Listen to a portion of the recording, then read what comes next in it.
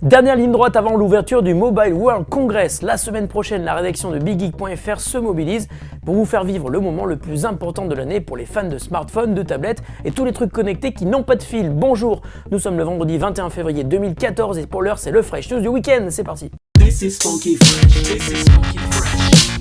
Pick up on a mustard pack and grab your dab and cheese and fries. Plus que 3 jours à tenir avant le lancement officiel du Mobile World Congress. Sans surprise, les smartwatches seront au cœur de toutes les discussions.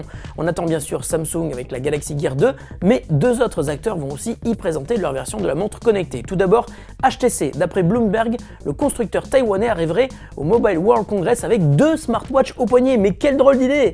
Cependant, celle-ci ne serait pas présentée aux visiteurs mais seulement aux partenaires. C'est en collaboration avec Google que HTC aurait préparé la première. On évoque une forte intégration de Google Now qui serait une très bonne nouvelle et qui manque cruellement aux montres existantes pour une utilisation entièrement à la voix. La deuxième montre de HTC serait basée sur la TOC de Qualcomm que l'on avait découverte il y a quelques mois. Ces deux montres seraient présentées officiellement le 22 mars lors du prochain événement prévu par HTC. Le second acteur à se mettre à l'heure serait Huawei. Le constructeur chinois a confirmé il y a quelques jours qu'il dévoilerait une montre connectée au Mobile World Congress et selon le site Huawei News, celle-ci s'appellerait Glory X1 et d'après la première photo qui a fuité sur le web hier, son design rappelle plutôt celui d'un bracelet connecté. Pour en savoir plus, mettez vos montres à l'heure, le Mobile World Congress commence lundi et vous pourrez compter sur BigGeek pour vous ramener un maximum d'infos et de superbes images.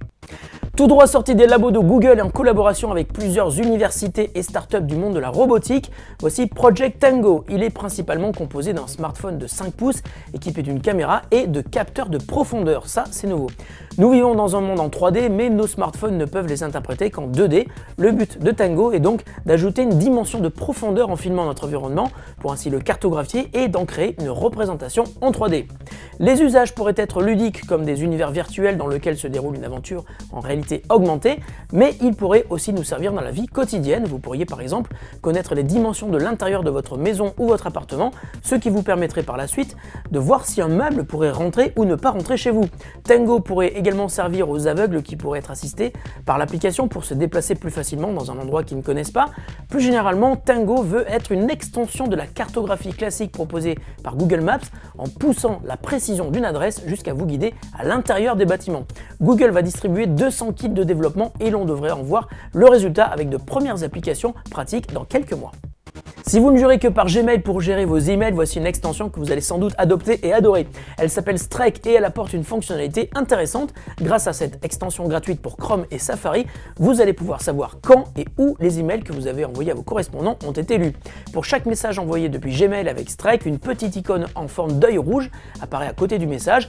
Lorsque votre correspondant ouvre l'email, l'œil passe au vert et cela fonctionne même si votre interlocuteur n'a pas installé Strike. En plus de cette notification, Strike vous permet d'afficher une carte qui vous indique à quel endroit se trouvait votre interlocuteur lorsqu'il a ouvert votre email. Strike n'est pas la première extension à proposer ce genre de notification, mais c'est assurément la première à aller aussi loin et surtout à être entièrement gratuite. La question du jour nous vient de Hakim qui entend parler de Cortana depuis un bon moment et qui aimerait bien savoir quand le futur assistant vocal de Windows Phone sera disponible et ce qu'il nous apportera. Alors la question de Hakim nous est arrivée en début de semaine et on a des infos fraîches pour lui ce matin. Selon le site The Verge, Cortana devrait être présenté au mois d'avril lorsque Windows Phone 8.1 sera officialisé et voilà ce que le site américain croit savoir aujourd'hui. Le nouvel assistant vocal de Windows Phone serait à mi-chemin entre Siri et Google Now et permettrait de remplacer Bing dans toutes les recherches et les requêtes que l'on pourrait effectuer sur son Windows Phone. Cortana serait capable de comprendre une question en langage naturel et de nous donner des réponses qui seraient différentes suivant le contexte, par exemple l'endroit ou l'heure. L'assistant se manifesterait sous forme d'une petite pastille de couleur animée. Il serait aussi capable d'apprendre et s'améliorer en étudiant notre activité sur le smartphone. Et enfin, toutes les informations stockées par Cortana seraient consultables pour que l'utilisateur puisse savoir exactement ce que son assistante virtuelle sait de lui. Bravo à Nicolas Chauvin qui a été tiré au sort il y a quelques minutes et qui remporte donc la carte cadeau Google Play de 15 € de notre jour au hasard des cadeaux d'hier. On t'envoie la carte aujourd'hui même Nicolas et puis tu sais, j'aime bien ton prénom. Fresh News c'est fini pour aujourd'hui, prochaine étape Barcelone dès lundi et lundi c'est Sylvain qui assure la présentation de Fresh News. Salut à tous et bon week-end.